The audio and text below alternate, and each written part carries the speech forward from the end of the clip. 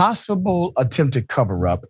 White woman arrested finally for fatally shooting her black boyfriend.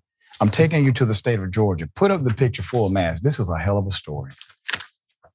Authorities in Georgia have arrested Hannah Cobb, the girlfriend of 30-year-old Telvin Telbo Rackins Osborne, who they say shot him to death in the bedroom they shared early Sunday morning. Sheriff Alfonzo Williams said Tuesday that Cobb, 25, has been charged with involuntary manslaughter. Involuntary manslaughter, okay?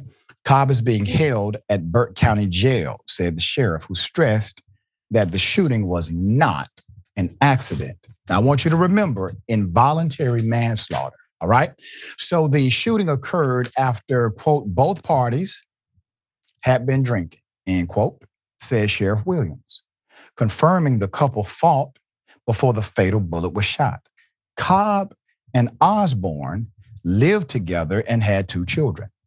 Quote, the offenses committed leading up to the discharge of the firearm included simple battery, family violence, and reckless conduct.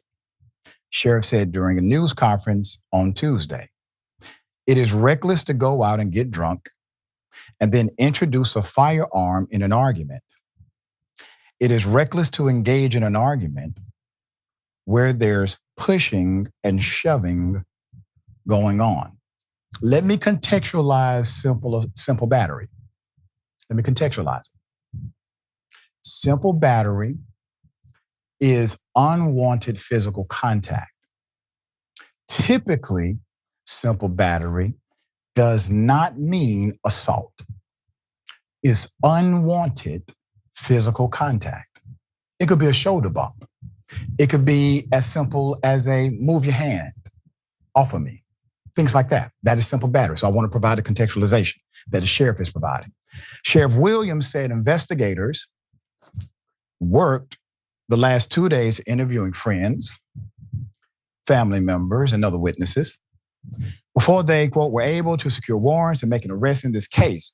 Osborne worked at the Savannah River nuclear plant, investigators said, little until today. But Osborne's younger brother, Roderick Williams, pointed the finger at Cobb early on, alleging she shot his sibling while suggesting police were covering up for her because she is white. The sheriff's office said Cobb cooperated with the investigation. She notified authorities that Osborne had been shot. Online, speculation ran wild following a post from the brother who shared his thoughts on Facebook in a lengthy post about the investigation that had generated 744 shares at the time and 250 comments as of Monday evening. Quote, so Hannah Grace Cobb kills my brother, Telbo Rackins, after leaving a club partying, Roderick Williams alleged. Quote, she claims she went home and cleaned a damn gun and shot him in the head, he said. Anybody out there knows something doesn't sound right about that? Sheriff Williams has confirmed that Cobb was not cleaning her gun when the incident occurred.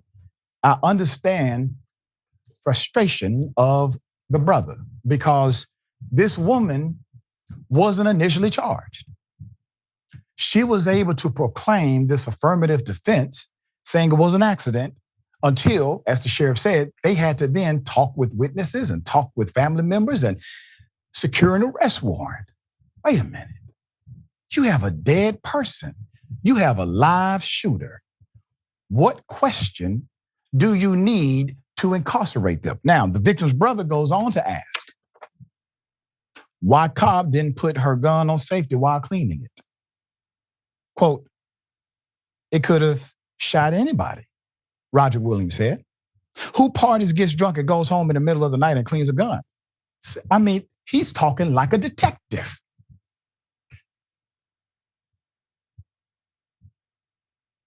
The victim's brother asked why the sheriff's department had withheld this information from the news media. Quote, sorry, but I don't buy it. And she needs to be locked up. It's negligent to even consider cleaning a gun. If that's what happened, what if a child was there? You're cleaning a gun. You had to pull the trigger on the gun. So WTF was your finger around the trigger. This is ridiculous. Once again, the young brother is providing the same level of investigative prowess we would expect from the law enforcement agency. So you're drunk, but you went home to clean a gun. You're intoxicated, but you're cleaning a gun. Is your gun always not on safety? Why was your finger around the trigger of the pistol? And then you're dealing with trajectory, aim, everything else. So Roderick Williams alleges a racist cover-up in subsequent post, writing, quote, Georgia headlines make sure to broadcast everything blacks do, but a white woman kills my brother, and I haven't seen anything online at all other than our grieving family shaking my head. By February 24th, Roderick Williams wrote that his sources have told him the house his brother shared with Ms. Cobb has never been set up as a crime scene. And if so, it wasn't one right after my brother was found dead there, meaning they did not secure it. So why didn't law enforcement feel the need to do so, he asked. Why didn't they contact the media immediately? They knew they needed to cover up for her actions. He also posted a video allegedly of Cobb dancing at a club just hours before his brother's shooting.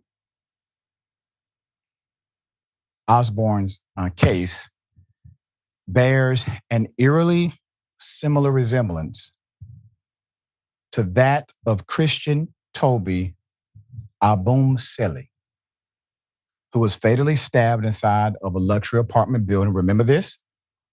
In Miami's Edgewater neighborhood. This was April 3rd, 2022, by his white girlfriend, Courtney Clenny, an OnlyFans model and an Instagram influencer who was ultimately charged for his murder after her own friends told the police she did it.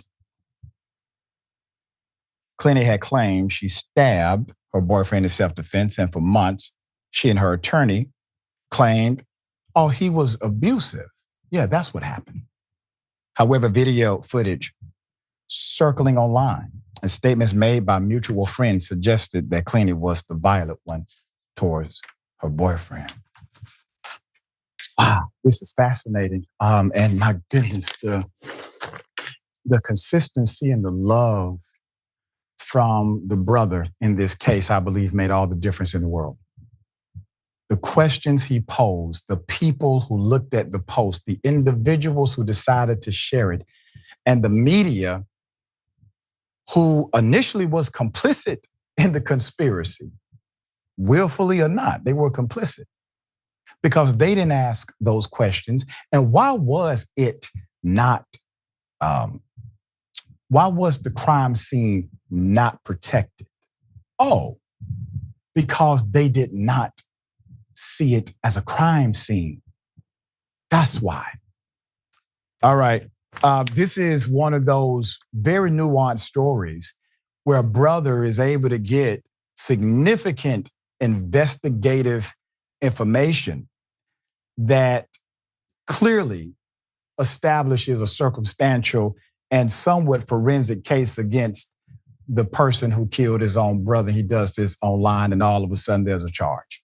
What say you? Yeah, I love that you pointed out the difference between the legal terms at the top of the story because, so often we read about these cases. We're not all lawyers, we're all lay people. So we don't always know the difference between things like simple battery as a term and assault, for example. And in this case, we might hear that she was charged with involuntary manslaughter and assume that it was all an accident, but the sheriff had to confirm that the shooting was not accidental. That's right. Any kind of domestic violence is sad and unnecessary, regardless of gender, who's doing it to who, regardless of race. However, whenever racism is inherent in the investigation of a case in terms of the alleged cover up or in terms of protecting a white woman who shot a black man, that is a whole other issue. And that in and of itself is sad because the racism now detracts from the fact that someone's entire life was lost and that someone's entire family and all of that person's friends are grieving the loss of this person. These stories are so dehumanizing because they can reduce someone's whole life to that of their race. It's unacceptable, but it is literal racism. That is what racism is. Racism is when people reduce others to absolutely nothing more than just their race, which it seems is why this woman was protected as she killed a Black person. That's what we saw from the investigators. That's what we saw from the media who initially reported the story. And I'm so glad that the brother was able to get answers and to get results from this investigation. But he really should not have had to work so hard. And hopefully now there can be some kind of closure with the family. Hopefully now they can actually grieve instead of having to be the detectives that the actual detectives should have been in the first place. And I know even with this kind of story, there will be people who oppose, oh, race had nothing to do with it. They may have believed her story because of A, B, and C. Well, I want you to imagine a world where the deceased parties comes home, cleans a gun, shoots his girlfriend in the head. She's dead. The police respond, and they simply believe his story. And he gets to go to sleep that night with no charge. You couldn't even imagine in America that would do that.